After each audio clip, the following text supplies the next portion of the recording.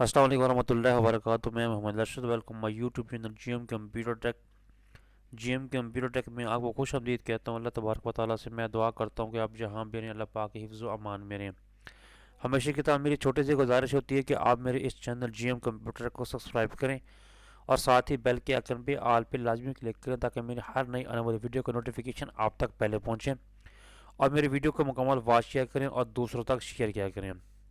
Microsoft office word 2000 में हम सीख रहे थे कि हम अपने डॉक्यूमेंट में पिक कैसे लगाते हैं, पिक्स का हम डिज़ाइन कैसे चेंज करते हैं। कोई हमने कोई मोनोग्राम लगाया हुआ है या हमने थीम लगाया हुआ है या हमने कोई इमेज लगाया हुआ है तो उस इमेज को हम कैसे डिज़ाइन कर सकते हैं, उसके इर्द गिर्द जो हम लाइनें हैं वो हम कैसे लगा सकते हैं।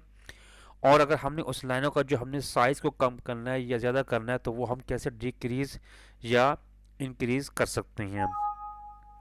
तो इस टॉपिक में जो हमारा जो अगला टॉपिक है, तो हम उस टॉपिक में हम बात करेंगे कि माइक्रोसॉफ्ट ऑफिस के अंदर हम जो अगला हमारा जो टॉपिक वो मतलब बुलेट्स एंड नंबरिंग वो हम कैसे लगा सकते हैं वो भी हमने डिस्कस किया।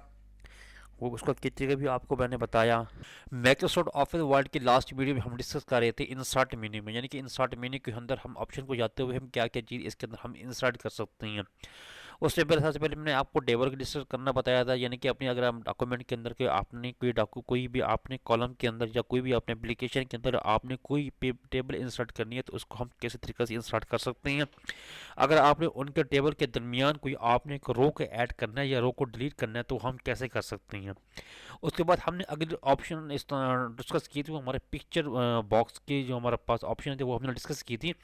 यानी कि हम पिक्चर बॉक्स यानी कि अपने डॉक्यूमेंट के अंदर पिक्चर कैसे इंसर्ट कर सकते हैं, पिक्चर इंसर्ट करने के लिए क्या तरीकाकार होता है और पिक्चर की हम डिज़ाइनिंग को कैसे हम चेंज कर सकते हैं, जो कि आपको लास्ट वीडियो में ये आपको डिस्कस करके बताया था। और ये इस वक्त ये आपको जो कंप्यूटर की स्क्रीन पे शो हो रहा है, ये टॉपिक हमने लास्ट वीडियो में डिस्कस किया था। इसके बाद हमारी अगली ऑप्शन आती है क्लिप आर्ट की, यानी कि अपनी वीडियो के यानी कि अपनी डॉक्यूमेंट के अंदर अपने एप्लीकेशन के अंदर को हम क्लिप आर्ट कैसे इंसर्ट कर सकते हैं। ये भी लास्ट वीडियो में आपको मैं डिस्कस करके बता चुका हूँ। इससे हमारे पास अगली वीडियो शेप की, यानी कि अपने डॉक्यूमेंट के अंदर कोई हमने कोई शेप इंसर्ट करनी है तो जो शेप मुख्तलिफ किस्म की जो हमारे पास शेप ओपन होती हैं वो हम अपने डॉक्यूमेंट के अंदर कैसे इंसर्ट कर सकते हैं, ये भी आपको मैं प्रीवियस में डिस्कस कर चुका हूँ। उसके बाद हमारे पास आज की जो हमारा अगला नेक्स्ट टॉपिक है वो हमारा है स्मार्ट आर्ट का। स्मार्ट आर्ट का और दूसरा हमारे पास ऑप्शन चार्ट का। स्मार्ट आर्ट बेसिकली होते क्या है, स्मार्ट आर्ट यानी कि आप जैसे ही फॉर एग्जांपल कि मैं इसको स्मार्ट आर्ट के ऊपर आइकन पे क्लिक करता हूँ, यानी कि हमारे पास एक लिस्ट ओपन हो जाती है। इसमें आपको एक लिस्ट में से आपको मुख्तलिफ किस्म के स्मार्ट आर्ट ओपन हो जाते हैं, यानी कि जो किस्म का जो आपके आर्ट बनाना चाहती हैं अपनी फाइल के ऊपर स्मार्ट की आर्ट, तो इसके ऊपर जैसे ही किसी भी आप स्मार्ट आइकन के ऊपर जब क्लिक करेंगे, क्लिक करने के बाद अब जैसे ही इसको ओके के बटन पर क्लिक करेंगे वही स्मार्ट आर्ट आपके डॉक्यूमेंट के ऊपर अप्लाई हो जाएगा, जो कि आपको इस शो स्क्रीन में भी नज़र आ रहा है। अच्छा, अब इसको मैं क्लोज कर लेता हूँ, यहाँ से मैं क्लोज कर लेता हूँ। अब देखा स्मार्ट आर्ट, अब देखा कोई आर्ट की सूरत में ये आपके डिस्ट्रक्ट के ऊपर ये शो हो गई है। ठीक है जी, यानी कि आप टेक्स्ट इसके अंदर भी लिख सकते हैं, टेक्स्ट इसके ऊपर भी लिख सकते हैं, थर्ड के अंदर भी लिख सकते हैं या फोर्थ और भी लिख सकते हैं। इसको कहते हैं स्मार्ट आर्ट। इसको जैसे मैं डबल क्लिक करूँगा, डबल क्लिक करने के बाद आप मुख्तलिफ किस्म की जो भी आप इसके अंदर अपनी पिक्चर इंसर्ट करना चाहते हैं वही आप इसी स्मार्ट आर्ट के ऊपर क्लिक करते हुए आप इसी के अंदर मुतल्लिका पिक्चर इंसर्ट कर सकते हैं। अगर आपने कोई टाइटल देना है तो आप टाइटल को भी इसके अंदर स्मार्ट कार्ड के अंदर दे सकते हैं। अगर आपने इसका फास्ट इंक्रीज करना है जहाँ से इसका फासला भी इंक्रीज कर सकते हैं या डिक्रीज भी, ऐसे इसको आप कम या ज़्यादा कर सकते हैं। मैं दोबारा आपको करके दिखाता हूँ। सबसे पहले मैं इंसर्ट मेन्यू जाते हुए अगले हमारे ऑप्शन आती है चार्ट की। चार्ट हमारे पास जो मैक चार्ट का ज़्यादा हमारे पास जो इस्तेमाल होता है वो माइक्रोसॉफ्ट एक्सेल में इस्तेमाल होता है।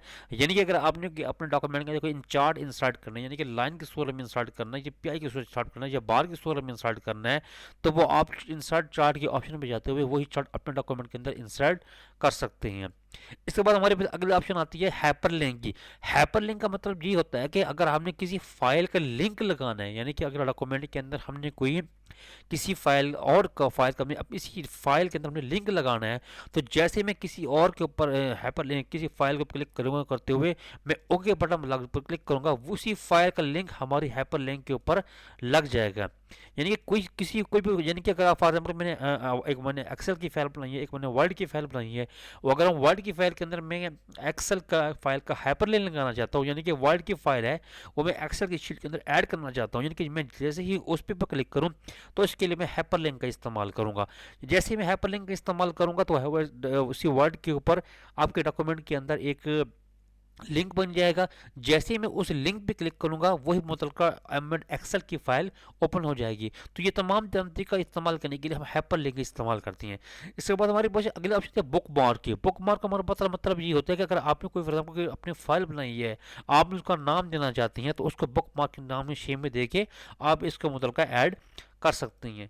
इसके बाद हमारे अगले ऑप्शन होती है हेडर एंड फुटर की। ये जो सबसे मेन चीज़ होती है, यानी कि जो भी आप डॉक्यूमेंट बनाती हैं, जो भी आप एप्लीकेशन टाइप करते हैं, जो भी आप कंपोजिंग करते हैं, खासतौर पर एमएस वर्ड में, उसमें सबसे मेन चीज़ जो हमारी होती है, जो हम जिस अगले वीडियो में आपको डिटेल से डिस्कस करूँगा, वो हमारे पास एक कहती है हेडर की, एक होता है फुटर की, एक होता है पेज नंबर की।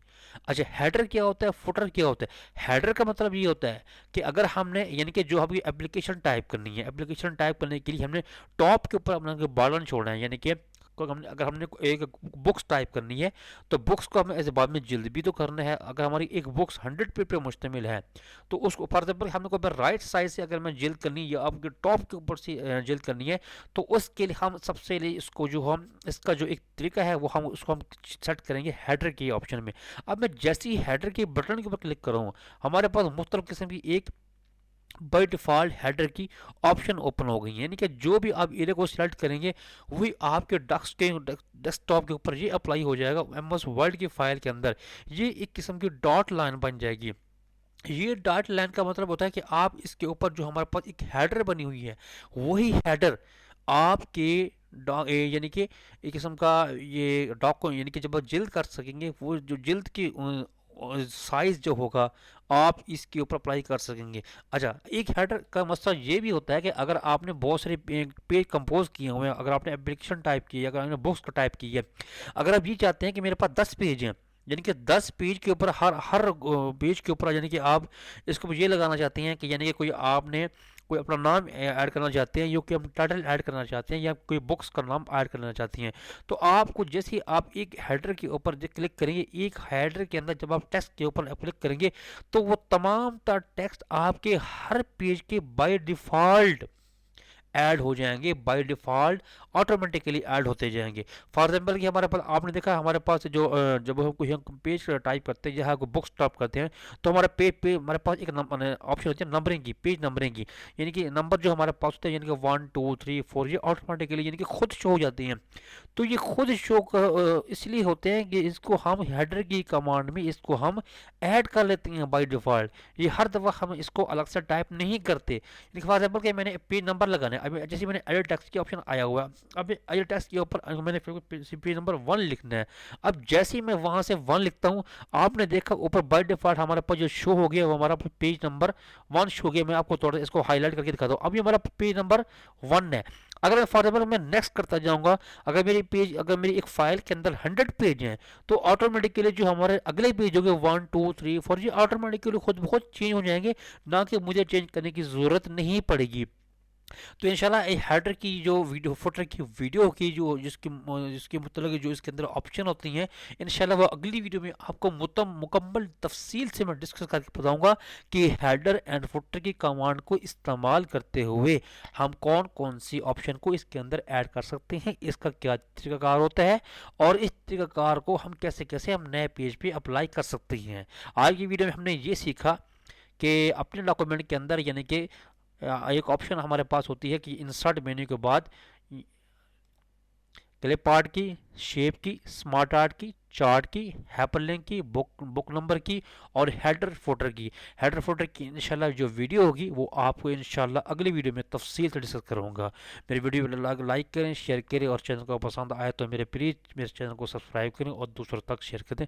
मिलते हैं इंशाल्लाह माइक्रोसॉफ्ट ऑफिस वर्ड 2000 की अगली वीडियो में। तब तक के लिए अपना ढेर सारा ख्याल रखिएगा। फ़ी अमानिल्लाह, अल्लाह हाफ़िज़।